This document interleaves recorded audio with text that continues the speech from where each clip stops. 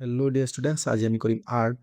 যদি R2টো তোমালোকে ভালকৈ শিকি লোৱা, ইয়াৰ অংককেইটা ভালকৈ কৰা, তেন্তে তোমালোকৰ পৰীক্ষাত 2 বা 3 নম্বৰ ইয়াৰ পৰা আহিবই আৰু তোমালোকে পাবলৈ সক্ষম হ'বা। অ'কে, তো ব'লা R2টো আৰম্ভ কৰোঁ। তাৰ 1 নম্বৰ প্ৰশ্নটো আমাক কি বুলি কৈছে? তলৰ কোনবোৰ সংখ্যা পূৰ্ণ ঘন নহয়? পূৰ্ণ ঘন নোপোৱা সংখ্যা আমি বিচাৰিব লাগে। ইয়াৰ আগত যিটো তোমালোকৰ প্ৰশ্ন আছিল কোনবোৰ সংখ্যা পূৰ্ণ বৰ্গ নহয়, সেইবোৰতো আমি শেষৰ যিটো এককৰ স্থানৰ অংক আছিল সেইবোৰ চাই আমি গম পাব পাৰিছিলোঁ।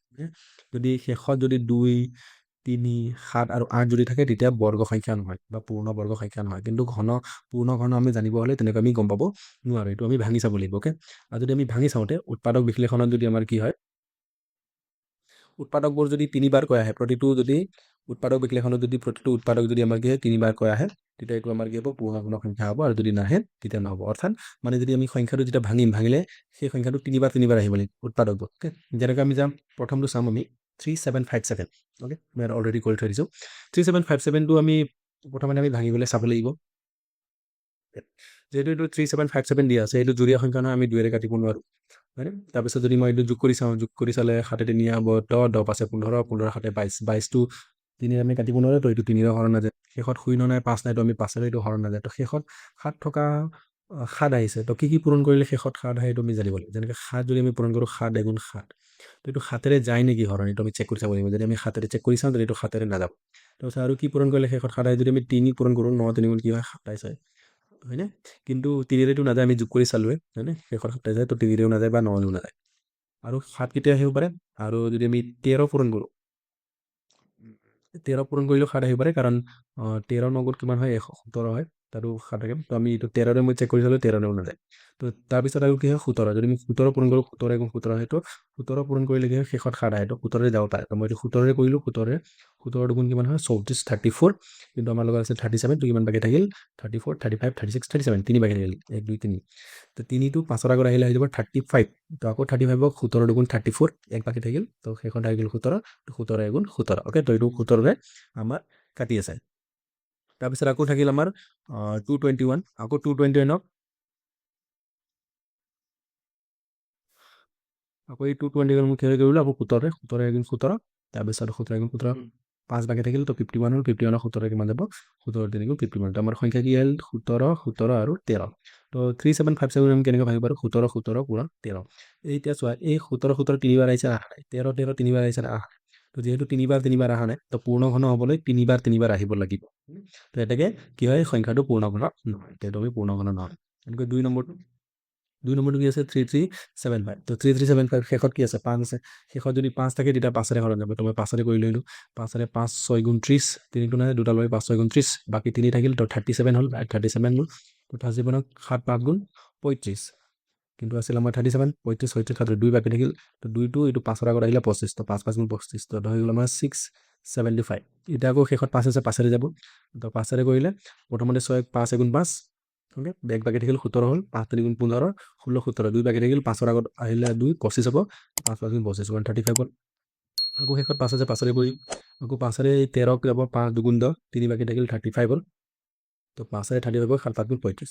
এতিয়া 27 হ'ল। 27টো আমি জানো, সকলোৱে জানে, 3ৰে নাযাব। 3ৰে 9, 3, 27, আকৌ 9, 3ৰে 3বাৰ। অ'কে, তো যদি আমি চাওঁ 5, 5, 5 3বাৰ আহিছে, 3, 3, 3 3বাৰ আহিছে, তো 5 কিউব আৰু 3 কিউব লিখিব পাৰোঁ, হয়নে? যিহেতু এইটো কিউব হৈ আছে, প্ৰতিটো উৎপাদক 3বাৰ আহিছে, সেইকাৰণে এইটো পূৰ্ণ ঘন হয়। অ'কে, তো 2 নম্বৰটো আমাৰ আহি যাব পূৰ্ণ ঘন হয়। এনেকৈ আমি যদি যাওঁ 3 নম্বৰটো আমাৰ আছিল 33322। অ'কে, তো শেষত আছে 2, তো জুৰীয়া সংখ্যা 2ৰে হৰণ যাব, তো 2ৰে কৰিলোঁ। প্ৰথমতে এইটো 3, 2 গুণ 2, 1 বাকী থাকিল, 13 হ'ল। 13ক 2, 6 গুণ 12, আকৌ 1 বাকী থাকিল, 13 হ'ল, 2, 6 গুণ 12, আকৌ 1 বাকী থাকিল, গ'ল 12 হ'ল, 2, 6 গুণ 12। অ'কে, এতিয়া আকৌ জুৰীয়া সংখ্যা আকৌ 2ৰে যাব, হয়নে? তো আকৌ 2ৰে কৰিলোঁ, 2 8 গুণ 16, এই 6ক 2 3 গুণ 6, আকৌ এই 6ক 2 3 গুণ 6। অ'কে, এতিয়া আমাৰ হৈ গ'ল 8 3 3। অ'কে, এতিয়া হৈ গ'ল আমাৰ এইটো বিজুৰীয়া সংখ্যা 2ৰে নাযায়, তো এইটো আমাৰ 7ৰে যাব। তো 7ৰে এই 8ক 7 গুণ 7, তাৰপিছত 1 বাকী থাকিল, 13 গ'ল, আকৌ তাক 7 গুণ 7, কিন্তু 13 আছিল, তো 6 বাকী থাকিল, 6 আৰু 3 মিলি 63, তো 63 7ৰে 9 7 গুণ 61। ঠিক আছে, তো 119 19, আকৌ 7ৰে যাব, 7ৰে 7 গুণ 7, বাকী থাকিল আমাৰ এইফালে 4, 49 হ'ল। তো 49ক 7 খালে 90, তো লাষ্টত থাকিল 17। ঠিক আছে, 17 নাযায় আৰু।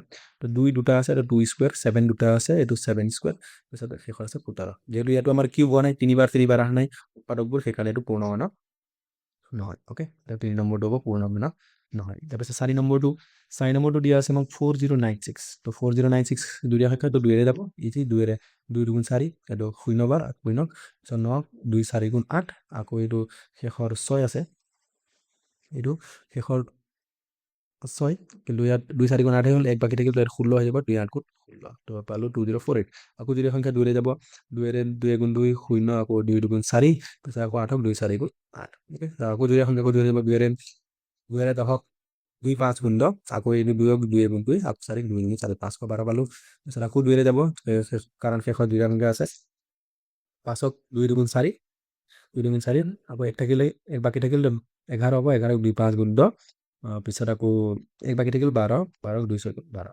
আকৌ 2 ৰে যাব কাৰণ শেষত দুইটা সংখ্যা আছে 2 ৰে 2 2 গুণ 2 এই 5 2 দুগুণ 4 এক বাকি থাকিল 16 হ'ল 2 8 গুণ 16 ওকে আকৌ যদি সংখ্যা 2 ৰে যাব 2 ৰে গ'ল 64 বাৰ এটা আকৌ 2 ৰে গ'ল ইয়াক 64 32 যাৰ 32 পাই গ'ল 64 আকৌ 32 16 বাৰ তাতো 2 ৰে 16 8 বাৰ আকৌ 2 ৰে 4 বাৰ আকৌ 4 2 ৰে দুবাৰ তো আমি যদি চাওঁ এই 2 2 2 তিনটা মিলি 2 কিউব এইটো এটা 2 কিউব পিছত গেটি 2 কিউব আৰু এটা 2 কিউব তো এটা দুটা তিনটা চাৰিটা 2 cube 2 cube 2 cube 2 cube 2 cube যেটো গোটেই কেইটা কি হয় তিনিবাৰ আহিছে উৎপাদকবোৰ সেইকাৰণে এইটো কৰিব পূৰ্ণগণ হয় ওকে তো 1 নম্বৰটো হৈ গ'ল ইয়াৰ আমাৰ কোনটো নহয় 1 নম্বৰটো আৰু 3 নম্বৰটো পূৰ্ণগণ নহয় বাকি 2 নম্বৰ আৰু 4 নম্বৰটো পূৰ্ণগণ হয় ওকে তো এইটো মই ফটোকপি তোমালোকক কৈ দিলো ইয়াৰ পিছত আমি চাম 2 নম্বৰ প্ৰশ্ন এতিয়া 2 নম্বৰ প্ৰশ্নটো কি কৈছে তলৰ সংখ্যা কেইটাৰ ঘনফল নিৰ্ণয় কৰা ঘনফল মানে আমি ইয়াৰ তিনিবাৰ পূৰণ কৰি এনসাৰটো লিখিব লাগে তো এইটো ইজি 2 নম্বৰ প্ৰশ্নটো এইটো তোমালোকে নিজে কৰিবা কোৱেশ্চন নম্বৰ 2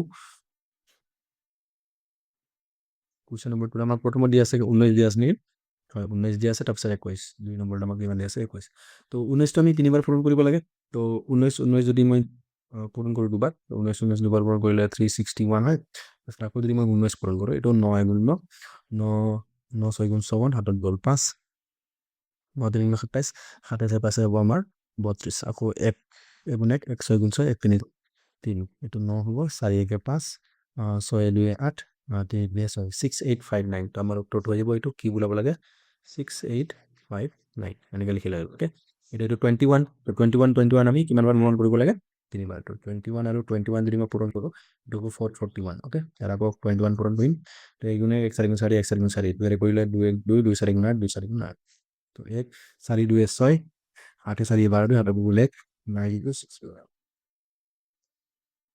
তো 21 और কিমান হৈ যাব আমাৰ 9261 ওকে এনেকৈ 3 নম্বৰটো দিয়া আছে আমাক 23 4 নম্বৰটো দিয়া আছে 27 আমি কি দিলাব লাগে তো আমি তিনিবাৰ পূৰণ কৰিম 23 আৰু 23 যদি মই পূৰণ কৰোঁ 529 হয় এটা আকৌ মই 23 পূৰণ কৰিম 9 2 7 7 হাতত গ'ল 2 তাৰপিছত 3 দুগুণ 6 6 2 8 আকৌ 5 3 গুণ 15 আকৌ 2 9 দুগুণ 8 হাতত গ'ল 1 2 দুগুণ 4 1 5 2 5 গুণ 10 7 8 দুগুণ 16 হাতত গ'ল 1 11 1 হাতত গ'ল 1 12167 12167 27 to 27 আৰু 27 যদি মই 27 দুবাৰ পূৰণ কৰোঁ 729 729 পিছত যদি আকৌ মই 27 পূৰণ কৰোঁ 9 7 3 হাতত গ'ল 6 7 গুণ 14 14 6 20 হাতত গ'ল 2 7 7 49 49 2 একাউণ্ট আকৌ 2 গ'লে 9 দুগুণ 18 হাতত গ'লে 2 দুগুণ 4 1 5 7 দুগুণ 14 3 8 6 9 1 9 6 8 3 কিউব কৰিলে 1 9 6 8 3 তো এইটো হ'ব আমাৰ 2 নম্বৰৰ উত্তৰ ওকে এইটো ইজি তিনিবাৰ পূৰণ কৰিব লাগে তোমালোকে নিজে কৰিব পাৰা এইটো বহুত ইজি ইয়াত ইজি আৰু একোৱে নাই ওকে এতিয়া আমি কৰিম কুৱেশ্যন নম্বৰ 3 কুৱেশ্যন নম্বৰ 3 কৈছে তলৰ প্ৰতিটো সংখ্যাৰ ঘনকৰ এককৰ স্থানত কি অংক হ'ব ওকে তো ইয়াত যদি আমি কি কৰোঁ ঘনৰ এককৰ স্থানত কি হ'ব যদি এইটো আমি কিউব কৰোঁ এইটো কিউব কৰোঁ তেতিয়া এককৰ স্থানত কি হ'ব বুলি সুধিছে তো এই যি আমি এইটো গোটেই সংখ্যাটো কি হয় কিউব কৰি থাকিব নালাগে অনলি আমি এককৰ ঘৰৰ অংকটো চালে হ'ল প্ৰথমতে আমাক 14 দিয়া আছে তো 14টো আমি কি হয় গোটেই সংখ্যাটো চাব নালাগে তো আমি ইয়াৰে শেষৰ 4 কিউব যদি কৰি দিওঁ আমি কি হয় 4 পূৰণ কি হয় 4 তো যদি মই পূৰণ কৰি কিমান হ'ব এইটো তো আমি এনেকৈ কৰি থাকিবও নালাগে একচুৱেলি কোনো পাৰাকৈ আমি ডাইৰেক্টলি লিখিব কাৰণ যদি মই এছ শেষৰ চাৰিটো দুবাৰ পূৰণ কৰোঁ 4 4 গুণ কিমান হ'ব 16 আকৌ যদি মই 4 পূৰণ কৰি দিওঁ শেষৰ দুটা 6 4 গুণ 24 তো শেষত কিমান আহিছে 4 তো কি হ'ব এটাকে একেবাৰে স্থানত কিমান হ'ব 4 হ'ব ওকে সংখ্যাত লিখিবা কেনেকৈ লিখিবা 4 কিউব মানে 4 into 4 into 4 4 into 4 কি হ'ব 64 শেষত একেবাৰে 4 আহিছে তো এটাকে কি হ'ব 14 কিউবৰ মানে ঘনত এককৰ স্থানত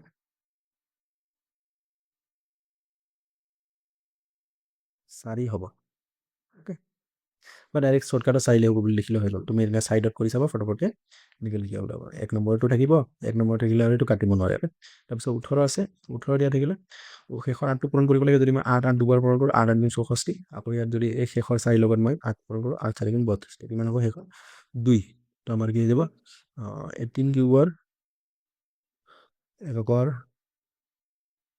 স্থানত কিউবৰ 2 হ'ব 2 হ'ব তাৰপিছত 3 নম্বৰটো 3 নম্বৰ আমাক কিমান দি আছে 13 কিউব যদি মই কিউব কৰোঁ তেতিয়া শেষত 3 আছে 3 3 গুণ 9 হ'ব আকৌ এবাৰ 3 পূৰণ কৰোঁ 9 2 28 তিনিবাৰ পূৰণ কৰি দিয়ে শেষত কি আছে 7 তো একৰ স্থানত কিমান হ'ব 7 তো 13 একৰ স্থানত 7 ওকে 4 নম্বৰটো 27 27 কিউবৰ একৰ স্থানত কিমান হ'ব এতিয়া 27 আছে 7 আছে তো শেষৰ 7 পূৰণ কৰিলে 49 আকৌ যদি মই 7 পূৰণ কৰোঁ এইটো 9 7 গুণ 63 তো 63 শেষত কিমান আহিছে 3 তো কিমান হ'ব 3 হ'ব ওকে তো ইজি কেইটা বহুত ইজি তো আমাৰ 3 নম্বৰ প্ৰশ্নটো আমাৰ কমপ্লিট হ'ল ওকে তো 1 2 3 হৈ গ'ল তো আজি ভিডিঅ' কাৰণে মানে ইয়াৰ নেক্সট ভিডিঅ'ত এইটো 4 নম্বৰ আৰু 5 নম্বৰটো একে ধৰণৰ প্ৰশ্ন কিন্তু আমি ইয়াৰ নেক্সট ভিডিঅ'ত 4 আৰু 5টো কৰিম ওকে